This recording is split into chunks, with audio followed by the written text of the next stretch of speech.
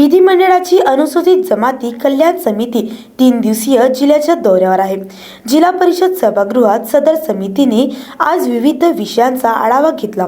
सदर समितीचे प्रमुख आमदार दौलत दरोडा असून इतर सदस्यांमध्ये आमदार अशोक उईके, श्रीनिवास वनगा, अनिल पाटील, सहस्राम कोरोटे, राजेश पाडवी, भीमराव केराम, राजकुमार पटेल, किरण सरनाईक, रमेश पाटील यांचा समावेश आहे। यावेळी अनुसूचित जमाती कल्याण समितीने जिल्हा पोलीस अधीक्षक कार्यालय, जिल्हाधिकारी कार्यालय, वन विभाग, जिल्हा क्रीडा अधिकारी कार्यालय, जिल्हा शल्य चिकित्सक, राज्य उत्पादन शुल्क कार्यालय, जिल्हा अधीक्षक कृषी अधिकारी, सार्वजनिक बांधकाम विभाग, नगर परिषद, नगर पंचायत, महाराष्ट्र राज्य विद्युत वितरण कंपनी, महाराष्ट्र राज्य परिवहन महामंडळ, एकात्मिक आदिवासी विकास प्रकल्प, जिल्हा मध्यवर्ती सहकारी बँक तसेच जिल्हा परिषदेच्या विविध विभागाचा आढावा घेतला। बैठकीला अनुसूचित जमाती कल्याण समितीचे उपसचिव राजेश तारवी, अवर सचिव मोहन काकड यांच्यासह जिल्हाधिकारी संदीप कदम,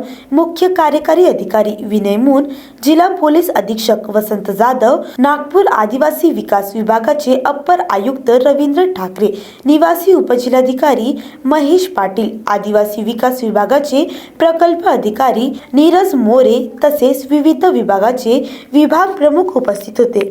आपके अपने channel BS crime India news की खबर सबसे पहले देखने के लिए चैनल को सब्सक्राइब कर बेल आइकन दबाना ना भूलें।